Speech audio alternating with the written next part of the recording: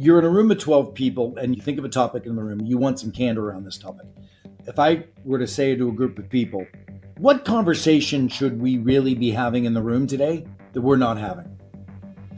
You would hear crickets. Because in the back of their head, they're thinking, oh my gosh, I think I know what the answer is, but I may be wrong. What if it sounds stupid? Maybe somebody doesn't want to hear this. But all you have to do is say to the group, hey, for the next 3 minutes, turn to the person sitting next to you and have a quick 3-minute conversation. What conversation should we be having in the room that we're not having? Then I want us to come back and all report out what we just said. So here's what happens. In a room of 12 people, I'm doubting myself. I'm not sure if I should say it, etc. Now all of a sudden, in a group of 2, I primed the pump and I've shared that bold thing that I was thinking. Now all of a sudden, I have gained courage in social comfort with a person. So we have now done a filter, a synthesis, and we've gained courage.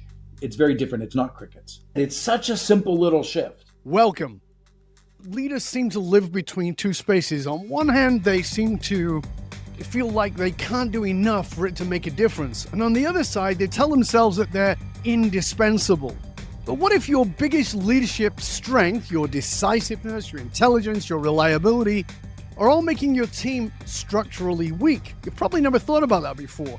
Moreover, what if the reason most leaders feel indispensable is not because they're exceptional, but because they've engineered teams that cannot function without them? And what if that is going to make them absolutely replaceable in the future of work? On this upcoming episodes of the show, we're not only going to answer those questions, we're going to walk you through 10 leadership shifts to propel you and your team into the future, because today's guest is #1 best-selling author and returning champion, Keith Ferrazzi. I'm going to talk more about Keith in just a moment. Welcome to the Dov Baron Show. Come for the stories, stay for the truth that gives birth to new meaning. I'm your host, Dov Baron. I work with elite leaders and organizations who are quietly and positively moving the trajectory of industries and entire nations. My work is in helping you diagnose and rewire your emotional source code so you can stop unconsciously leading from your oldest wounds in your nervous system. When you stop leading from our scars, we start leading from the truth, from meaning, from purpose. That really alters everything about your vision, your values, and your worthiness, and your biology. Now, back to our guest, Keith. Keith Ferrazzi. According to Keith, most leaders don't fail because they lack vision, intelligence, or even grit. They fail because they are standing at the center of a system that quietly depends on them being indispensable. And that dependence seems to feel like success to the leader, right up until the moment there's a bottleneck where everything breaks. As I said, our guest today is Keith Ferrazzi. He's a multiple New York Times bestselling author. He's the mind behind Never Lead Alone. It's his new book. And it isn't about a nice, feel-good teamwork collaboration promise. It's about a far more uncomfortable truth that many leaders are unknowingly engineering teams that can't function without them. They end up creating fragility. Keith has spent decades inside elite teams, Fortune 500 ballrooms, fast-growing companies, governments, and studying actually what separates teams who go to full scale for impact or ones that quietly stall. What he found challenges most leaderships is these sacred myths that great leaders are at the center of performance, but in reality, that high-performance teams win when the leadership itself becomes shared. It becomes a shared behavior. It's enforced by peers and accountability and candor, and what Keith calls co-elevation. If you're the kind of leader who wants depth over dopamine hits, subscribe now. This is where serious leaders come to sharpen their edge. You're about to question some of the beliefs that you might be having that maybe have been holding you back. So please turn up the volume and help me to welcome author of Never Eat Alone, Lead Without Authority, and his new smash hit, Never Lead Alone, Keith Ferrazzi. Welcome, Keith. Dove, holy cow. I feel like music and crowd cheering. I've never heard such a deliberate, thoughtful, in-depth introduction. Thank you so much for taking the time and caring. Good to be here again. Thank you, mate. That's very kind coming from you, seeing as you get intros at Davos and places like that. By the way, before we dive in, I wanted to say I really appreciated your New Year's blog and greeting. It made me really think of a lot. So I just wanted to say thank you for that. This happens to being recorded as who knows when people are going to listen to this. but it just happens to be recorded after New Year. And I was really meaningful impacted by your writing. So thank you. Oh, that's very kind. Thank you, sir. I really do appreciate that. That's very generous indeed. I want to start here. You've worked with some of the biggest companies in the world. Many of them are led by people who are more senior in their years. And your latest book, Never Lead Alone, is about as counterintuitive as it possibly could be to old school. What's the biggest resistance you come up against? I know you're leading a lot of younger companies, but you're leading a lot of very older, lead established, we've got to be that guy. What's the resistance that you come up against? Let me reiterate what you grabbed so beautifully at the very beginning. Traditional leadership will say, I've got to give good feedback. I'm going to hold my people accountable. And if I'm good, I'm going to make sure that my energy of my team is strong. When have we ever asked ourselves, am I the kind of a leader that gets the team to give each other feedback? Am I the kind of a leader that gets the team to hold each other accountable courageously and transparently in the room? Does my team have each other's back, and are they giving each other energy? So there's a very different leadership style. Yeah. When the maypole, everyone's dancing around you, hub and spoke to you, or whether you have the humility to step down and ask your team to step up and meet you in leadership. And you mentioned AI, and I think that the volatility of the world that we're moving into today, it requires a very different form of leadership. In fact, I think it even requires us to redefine how we think of team. And that's what I know we're here to talk about today. Probably the most important thing a leader has to do is to get the team to be courageous and to speak up boldly in the room. I agree with everything you're saying, but at the same time, I also know, because I work with some of those leaders, like, Yep. But hold on a second, you want me to step off the pedestal? And I'm like, yeah, I do.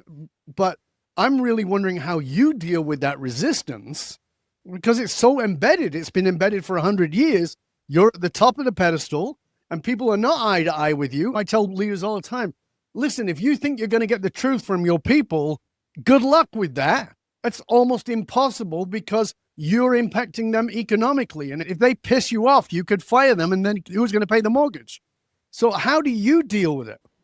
You hit the nail on the head, not a surprise, in that a lot of the behaviors that you and I are preaching against are hardwired in our DNA.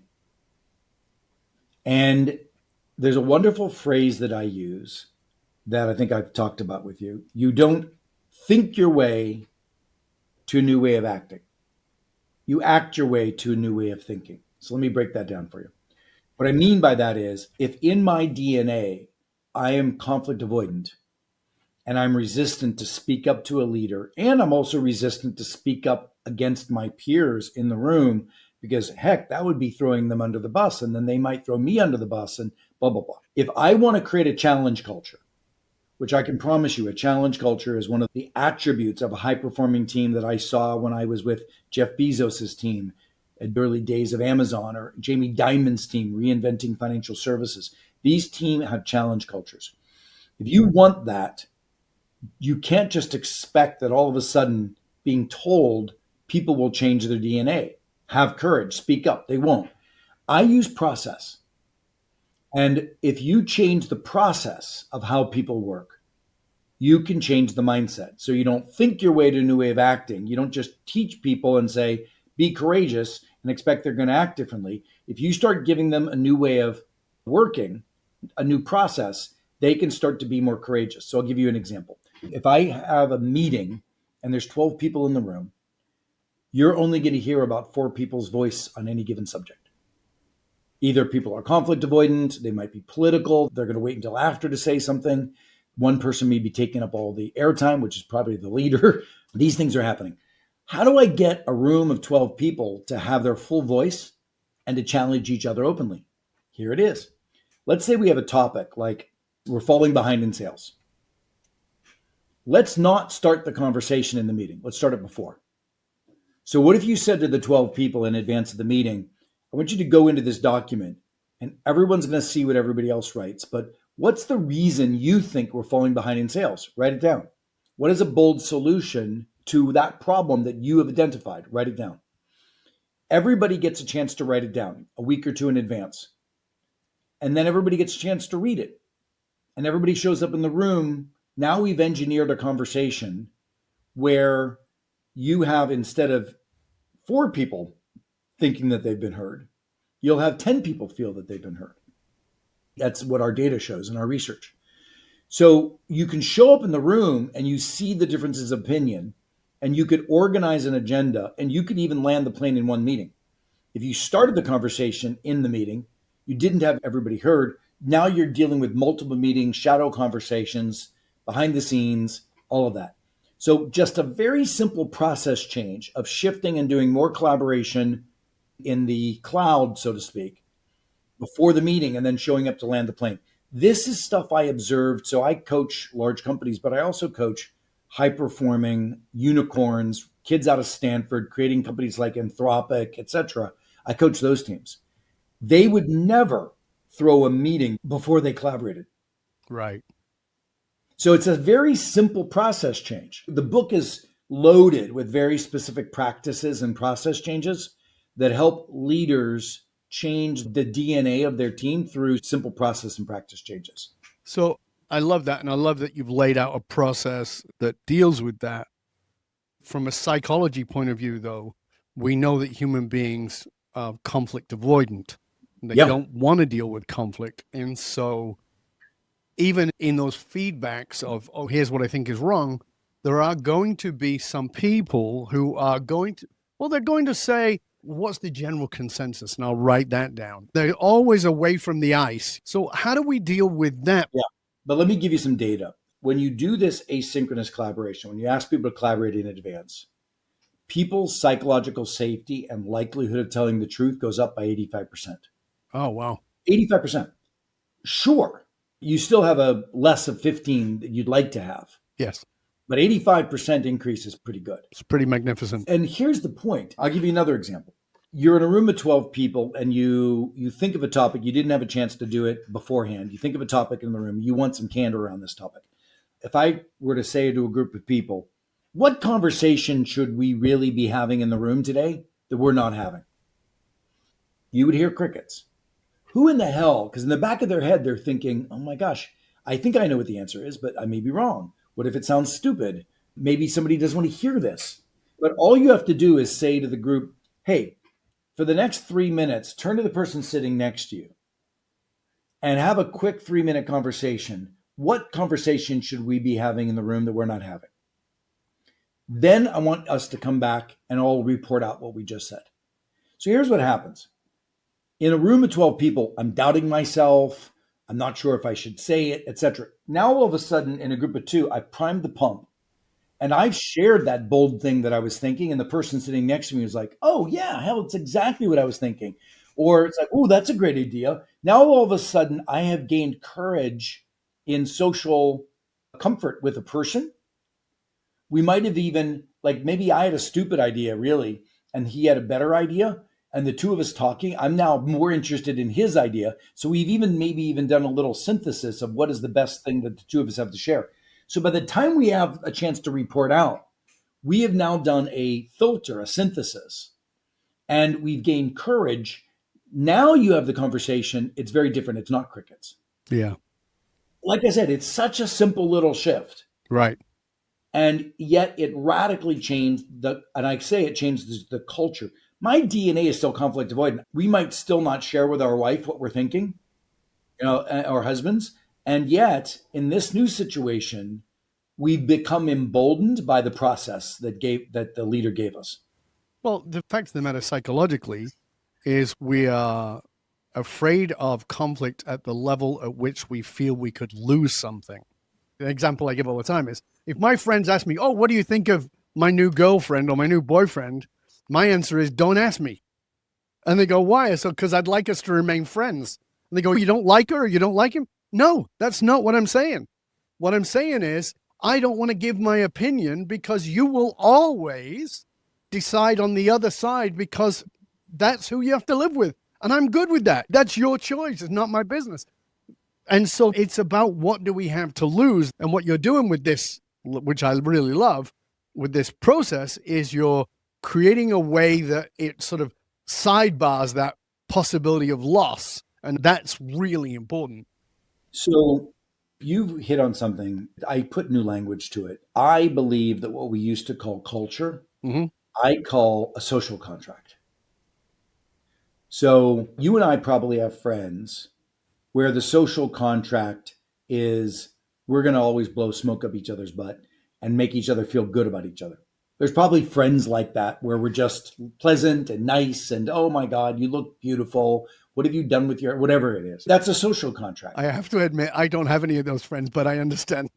They're acquaintances, right? What I used to call them was fairy friends. They're kind of light, like little fairies, and they bounce around. I had those friends in my 20s, and I'm like, yeah, that's not what I want. But you're absolutely right. That's what most people have. And then there's another social contract that says when we meet each other, hey, what's going on? And what you're really saying is, comma, really, what's going on? And that's a different social contract. Absolutely. And when I work with a team, I do two things. A lot of coaches will just talk about the social contract. We should be candid. We should be this. We should be that. And they get into this, let's make a set of agreements. We're always going to tell the truth in the room, whatever. And then nobody does it. I engineer not from the social contract. I engineer from the practices. And I am changing practices that inevitably change our social contract. I mentioned one earlier. Some teams don't challenge each other in the room because it would seem like I don't want to throw Dov under the bus by challenging them in front of the leader. There's other teams that are like, shit, yeah, I'm going to challenge Dov because I don't want Dov to fail. Right. Different mentality. It's a different mentality, but I have created process and practice. Mm-hmm. Like I do these things called candor breaks in the room. So we're having a conversation. We've just finished an agenda item. And the leader should say, or I would say if I'm the coach, okay, I'm curious. Everybody take out a Post-it note or go into the chat. On a scale of 0 to 5, how candid were we just now? Did we put everything on the table? Was everything in your head on the table? Was all of the things that are unsaid said? 0 to 5. What's key is if somebody writes 2, I'm not going to call on them and say, okay, Dov, you wrote 2. What didn't you say? I'm not going to make people uncomfortable that way. But I'm doing this candor break. And now all of a sudden, let's say if everybody is like 4s and 5s with 1 3, I'm like, awesome. Let's go on to the next subject. Mm-hmm. But if a couple people have 2s, few people have 3s, then I'll pause and I'll say, folks, I don't think we've really had this conversation as thoroughly as we should. I want you to go back into small conversations of 2 for a moment. And I want you to ask yourselves that question I mentioned earlier. What's not being said that should be said? What did we miss? And I just do a little reboot. And it's amazing, after the candor break, we actually get it all on the table. Instead of waiting until the meeting after the meeting or the DMing and the private blah, blah, blah. So again, that's in chapter 3 of the book. It's called a candor break. Now, you ask yourself the question, how many leaders really give a damn? That's a much better point. Because again, we're back to this whole thing of like, I'm the center of the universe. I'm the leader. And so, yeah, I've asked them to be candid. They're not candid, so it's not my fault. But no, your position at being at that center wheel, that pedestalized individual, it gets in the way constantly. Yeah. I find that when I'm coaching middle tier companies, entrepreneurial organizations, they're much worse at this than, interestingly, large companies. So I'll explain why.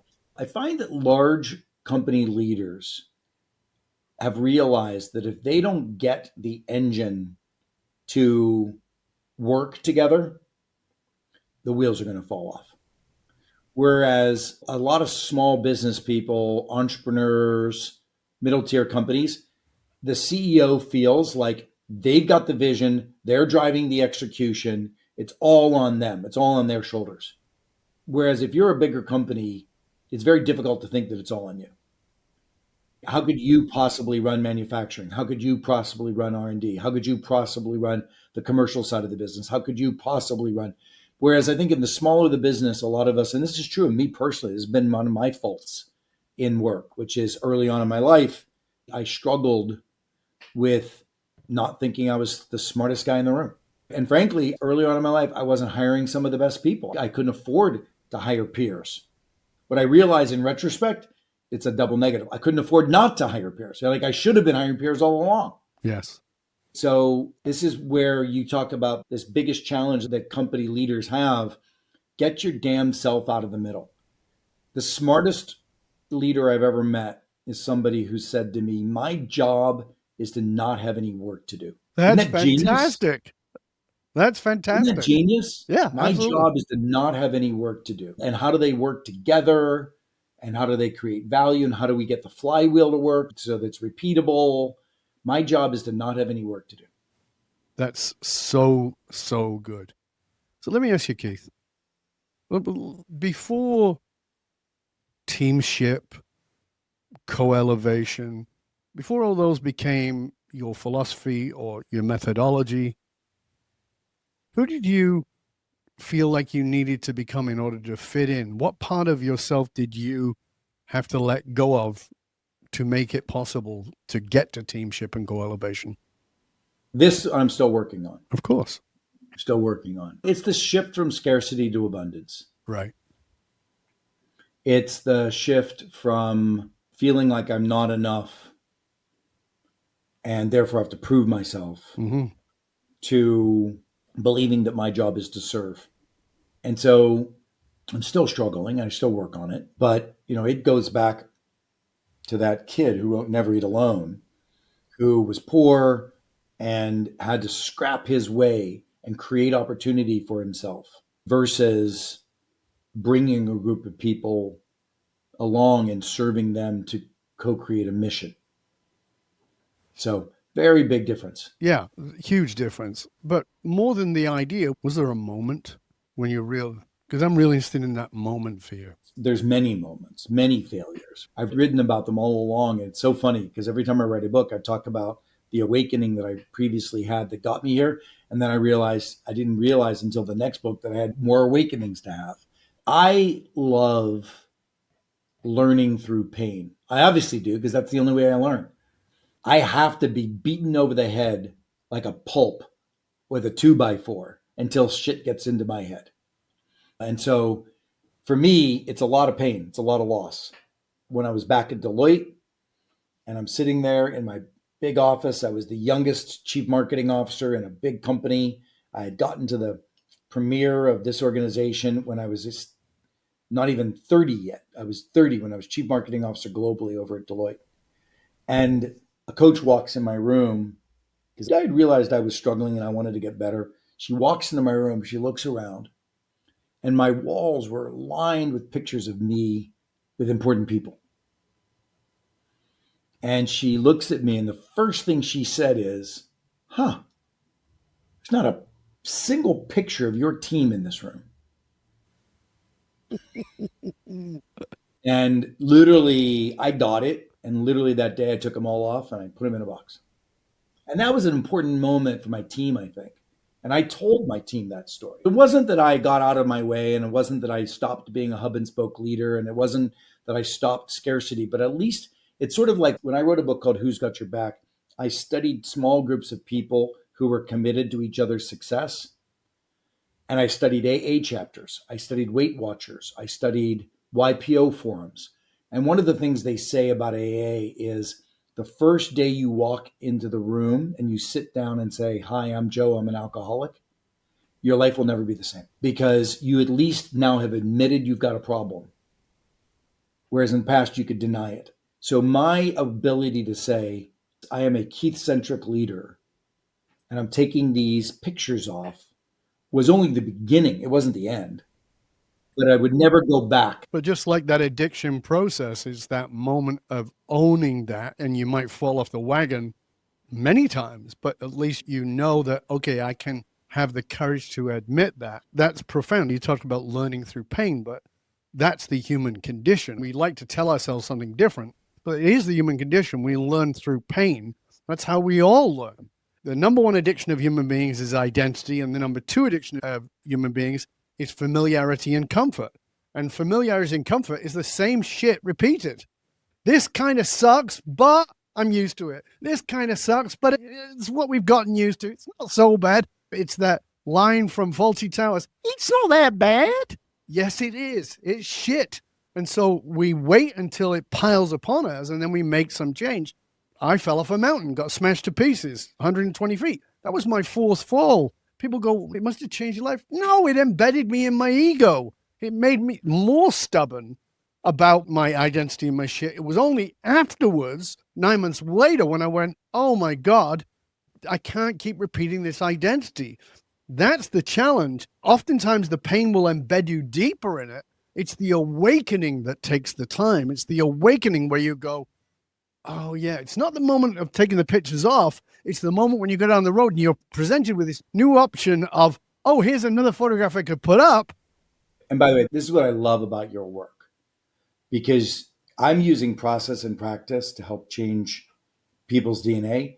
I love how much you use the microscope to get into people's DNA, to ask those deep fundamental questions. And that's one of the things that I liked about your New Year's post. I believe 100% what you're talking about. And I love the fact that you go there. You do go there.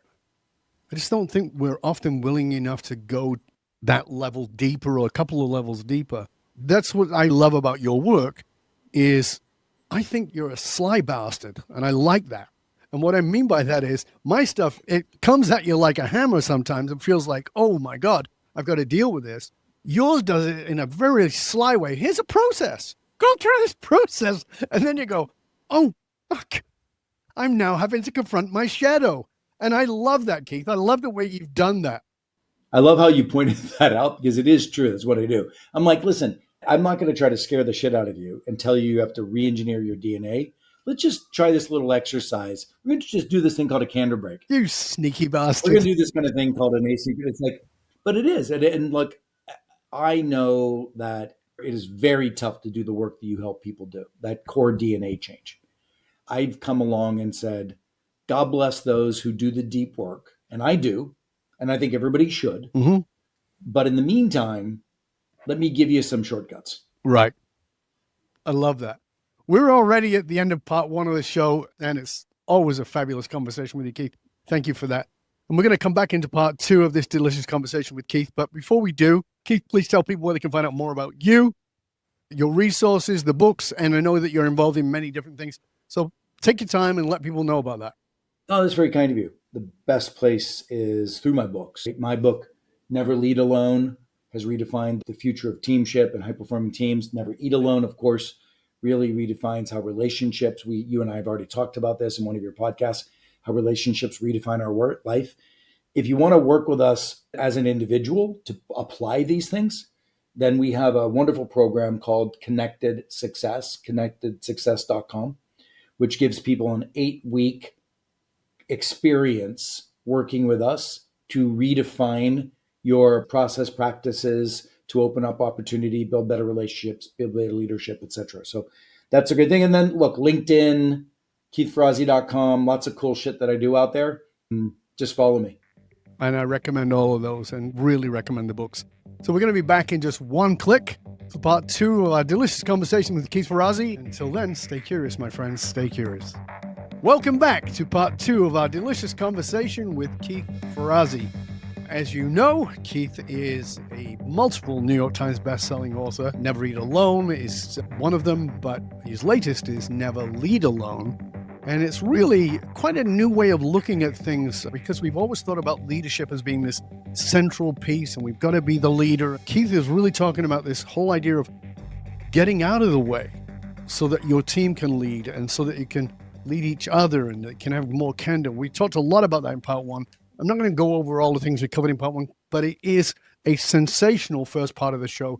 And I really encourage you, if you just landed here by mistake, go back and listen to part one. I promise you there's so many gems in there, including a particularly what seems like a simple process that is going to really give you the opportunity to get over this issue that comes up so often in hierarchy power, which is the avoidance of conflict. This simple process that Keith laid out is like, oh, it's chef's kiss. It's so simple. and yet so powerful. So we're going to jump back into part 2 of the show. And I was talking with Keith in the break, and one of the things that's on a recent show, we did a whole subject around DEI, and is DEI dead? A very good friend of mine, she was the head of DEI for one of the largest companies in the world, and suddenly her job was gone. She was very, very upset. I was coaching her through that process because she said, I really believe they cared about DEI, and then suddenly it was all gone. And you have a chapter, Keith, I think it's chapter 10, maybe, I can't remember now. And it's called Shifting to Diversity, Inclusion, and Belonging. So let's pick up the subject on, is diversity and inclusion, is that over? Is that philosophically might not be, but structurally it might be? I love the fact that I think you're the only person I've had an interview about this book in hundreds of interviews that gave a damn about that chapter. So, Okay. so I think that says something in and of itself. Let me tell you what I did. So I was writing a book about high-performing teams. Mm-hmm.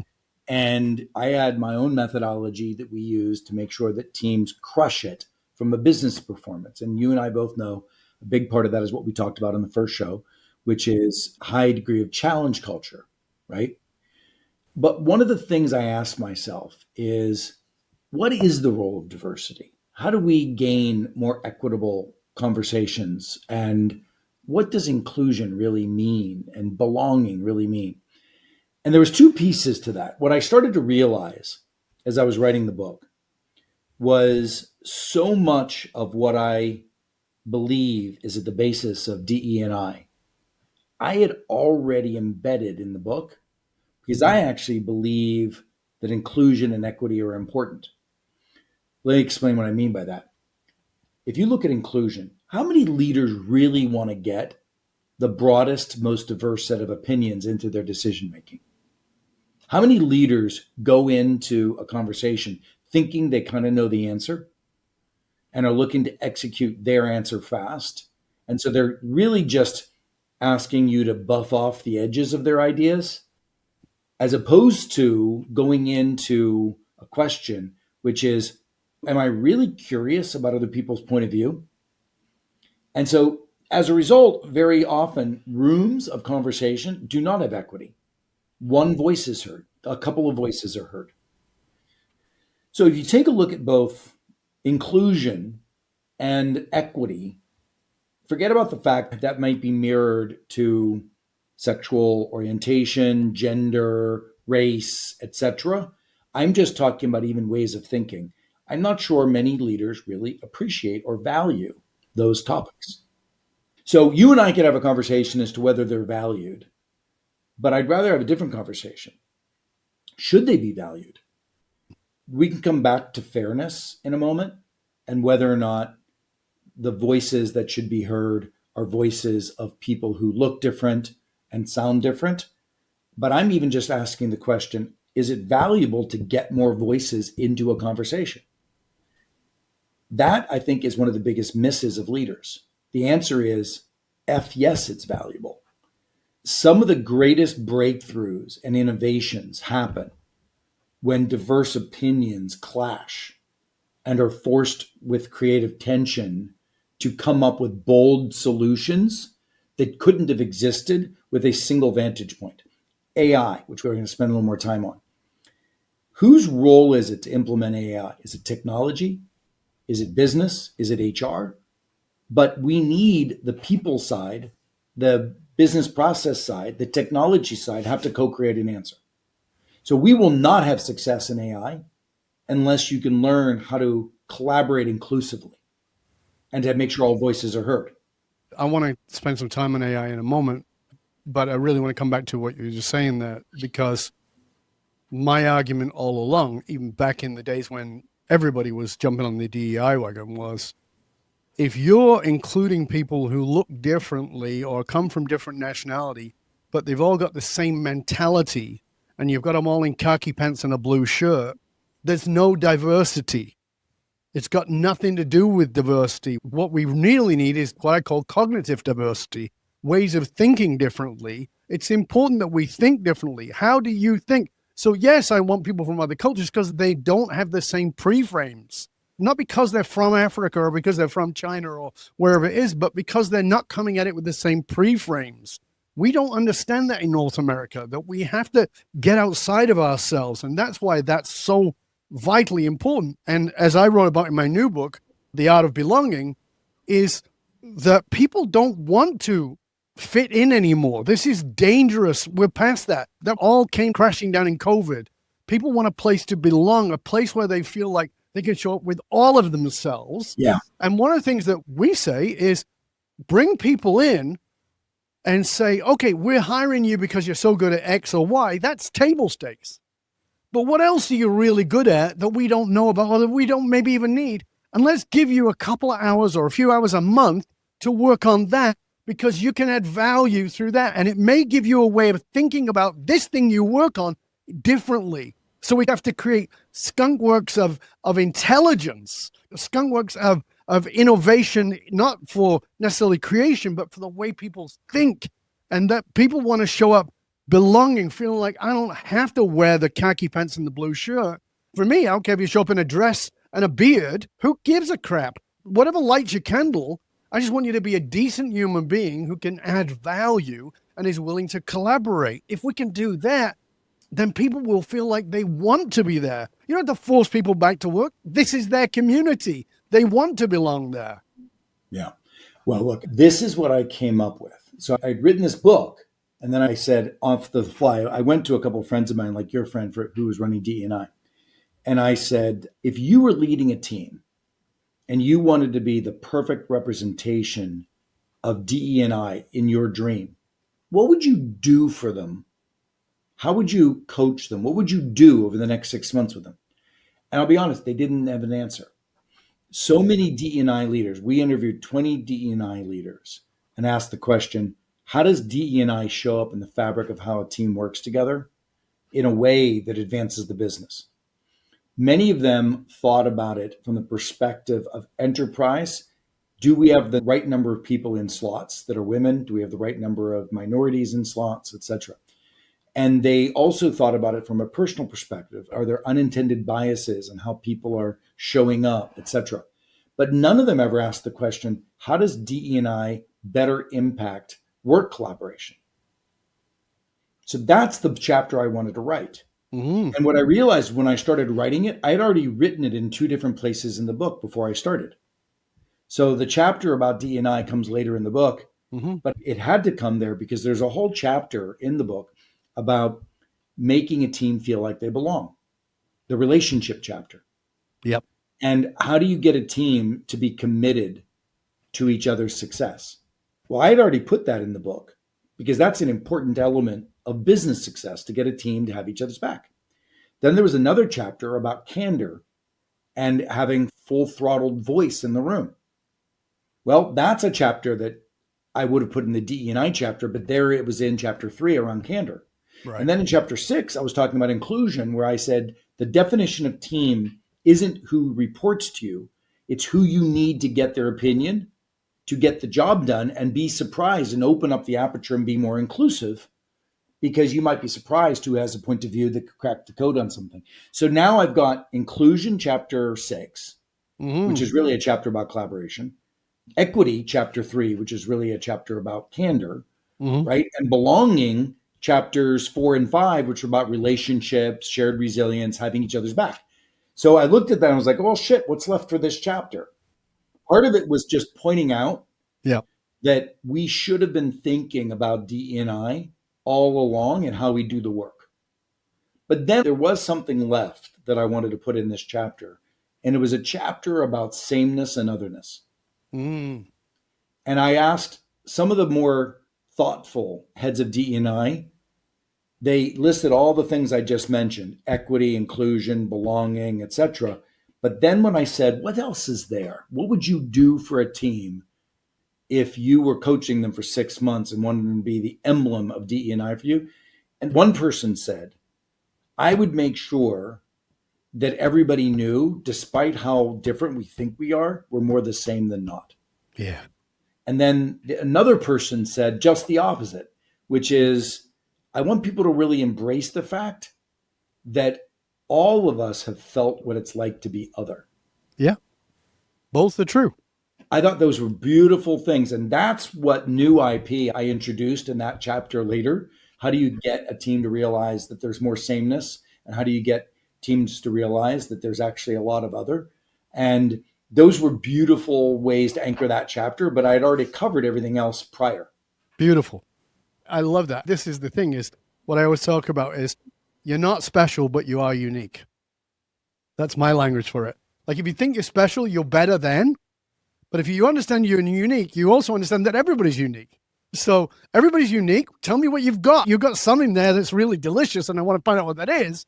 But you're not special because everybody's got that. Our job for you and I is to elicit, to pull out, to squeeze that juice of that uniqueness out of them and have them bring that to add more flavor, to make it more delicious. Thank you for asking that question. I think the last 10, 15 minutes we just had, I'm going to pull this out and feature it on my social because I don't think anybody's cared to ask me the question. So I've not had a chance to really describe why this is important to me. So thank you. Thank you. I appreciate that. So let's go to the other subject here, which is the one that's on everybody's mind. And I know you're coaching some of these big. You mean Venezuela? Is that what you're saying? Yeah, Venezuela. Okay. We really need to go to that, but we'll see how we can do for time at the end. Let's talk about AI. The subject that's been on everybody's mind for the last 2 or 3 years is AI. I will say this, and I'll just give you my bit on it, and then we can jump in. I tell people the future of work is human. And people go, what do you mean?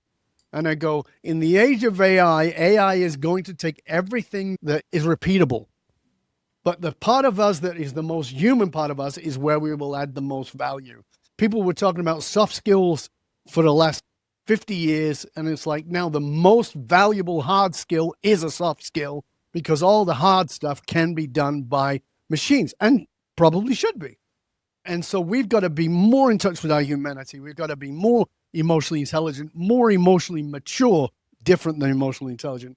We've got to be deeper within ourselves and understand each other relationally much better than we did.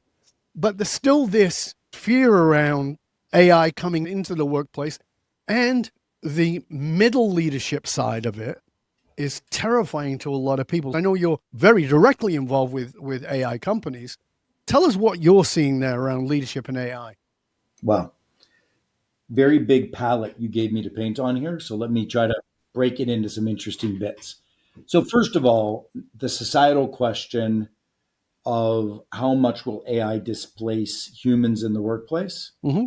I think it's an interesting question. I think it's an important question. I don't think we're prepared for it because I think the answer is more than we expect. Yes.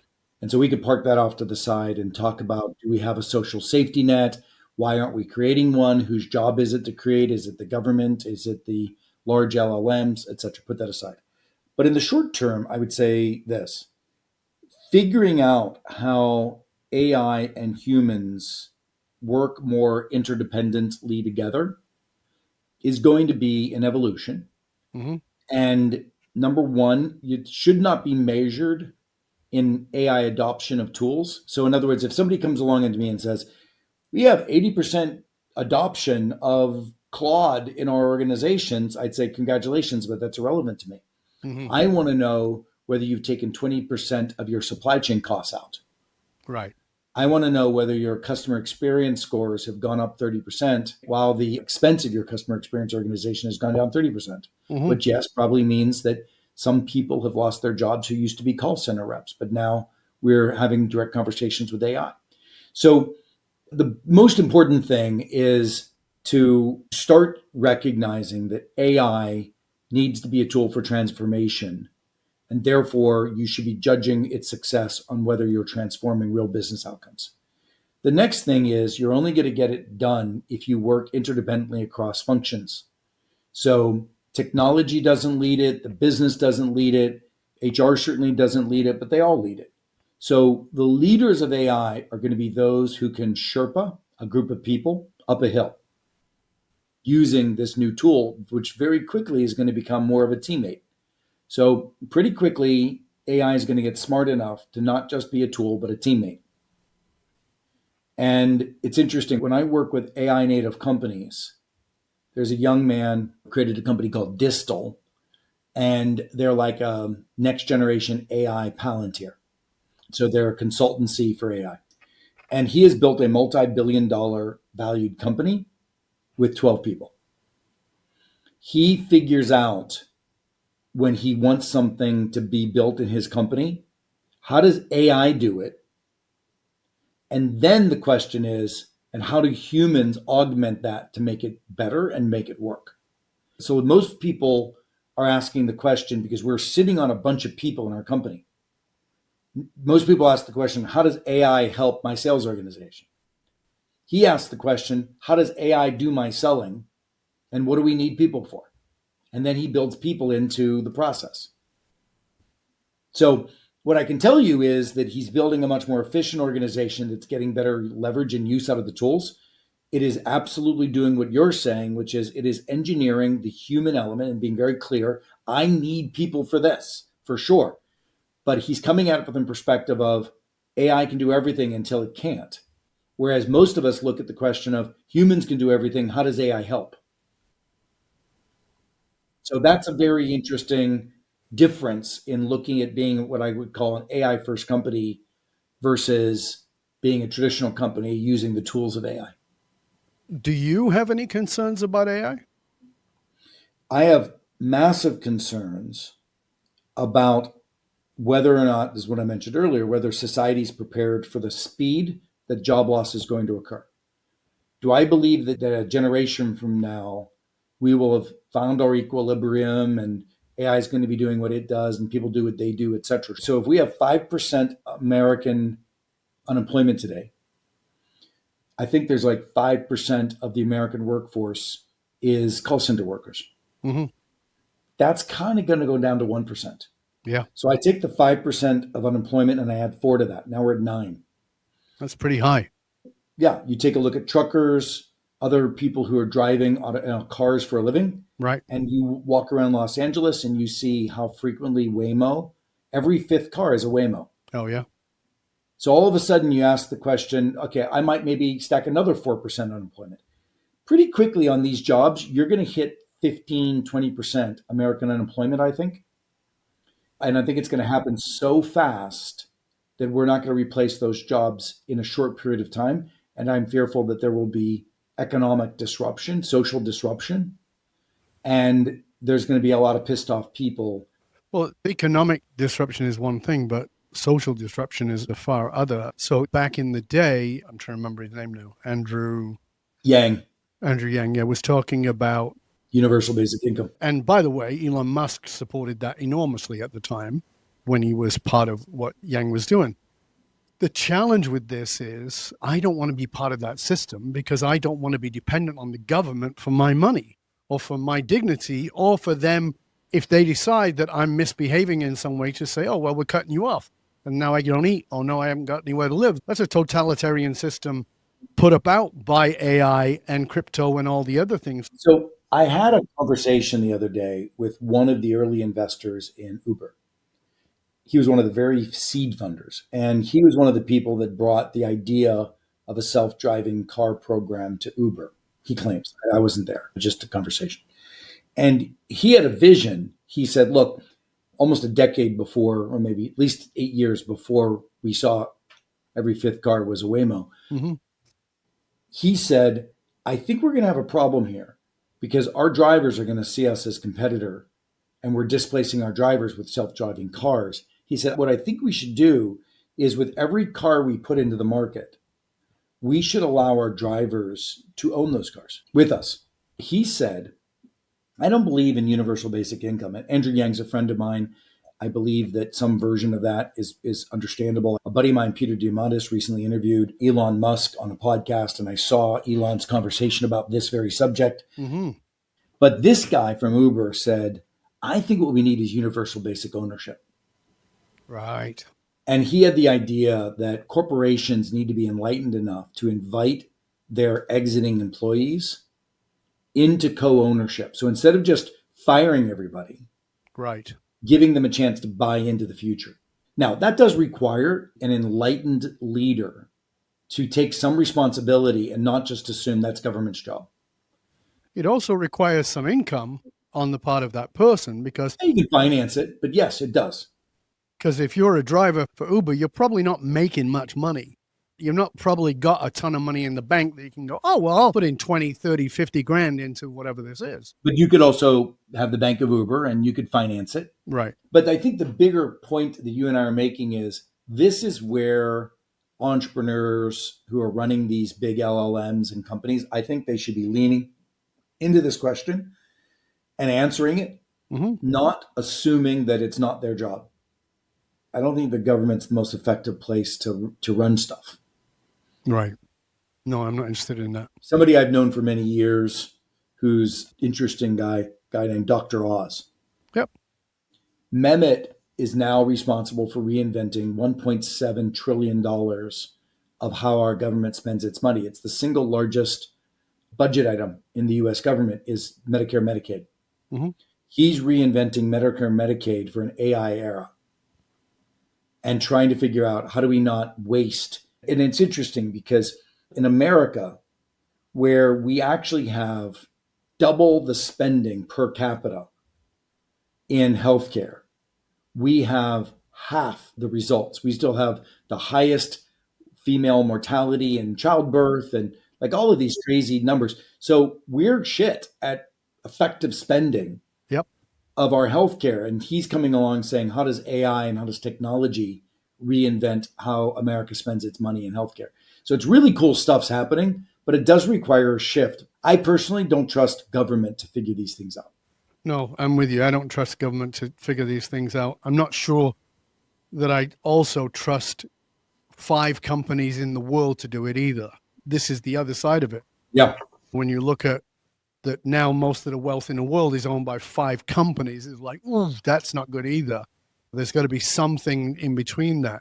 And let's sort of go there just for a little while here, which is in a world where fear is certainly rising and many societies are gravitating towards that strongman leadership. Do you see authoritarianism less as a political failure or more as a breakdown of what you call teamship at a national scale? Well, let's bring it back to the company. I grew up in Pittsburgh, Pennsylvania. My old man was the victim of authoritative leadership and management of the steel industry that was beaten by fast-moving, agile, high-performing teams of the steel industry of Japan. So it was very interesting that during the 70s and 80s, when I was brought up in Pittsburgh, the crash of the steel industry was this shift from hierarchy and control to nimble, agile, committed small teams. Yeah, the same thing happened in the UK with Sheffield Steel. Sheffield was the center of the steel industry for Europe, and it died overnight, disappeared to Japan, and they had to reinvent the city. They actually reinvented the city as an art center for that reason. Pittsburgh was the same way. The reason I point this out is we're right now about to face another one of those catastrophic shifts from how most of our organizations work to how these kids out of Stanford work. And most organizations are siloed, they're lethargic in terms of being as opposed to nimble or agile. And these kids come along and they're leveraging technology as their partner and they're creating disruptive businesses. And we as leaders, I believe that the operating model of agility and teamship and ignoring org charts, but looking at interconnected networks of people working together, there's a whole different future we're about to see evolve. And I would say the leader listening who wants to get out ahead of that versus their peers is going to be your only chance of winning. There's a wonderful old joke that a bear is coming out of the woods and 2 hikers were sitting there on a log and one hiker just takes off bolting, is like, holy shit, there's a bear, and starts running. And the other hiker pauses on the log, gets into his backpack, puts on a pair of tennis shoes. And the other hiker looks back and goes, dude, what are you doing? You can't outrun a bear. And the guy screams at his buddy, I don't have to outrun the bear. I just have to outrun you. And that's where every one of your listeners, you need to decide if you want to be out ahead of your peers And you need to be the first mover in reinventing your world in an AI enabled way and co creating the future of whatever you do in an AI enabled way. Or who's going to be eaten by the bear? Is it going to be you waiting? Or are you at least sprinting out ahead and having a shot at being a part of the creation of what's next in your industry? People really seem to feel overwhelmed by the complexity and uncertainty, loss of control. And I think that that's part of what has them reach for these strong leaders who promise certainty, although it's ridiculous. From everything you've seen, what do you think our global leadership crisis is actually about? I feel bad about this in that years ago, a friend said to me, Keith, stop putting your thing in the middle of everything. I'm like, what do you mean? He goes, you seem to see your point of view in your answer in all problems, but I do. And I really do see that one of the big challenges is if you're believing that as a leader, you can solve it all yourself, you're going to lose. Mm-hmm. There's no way you can.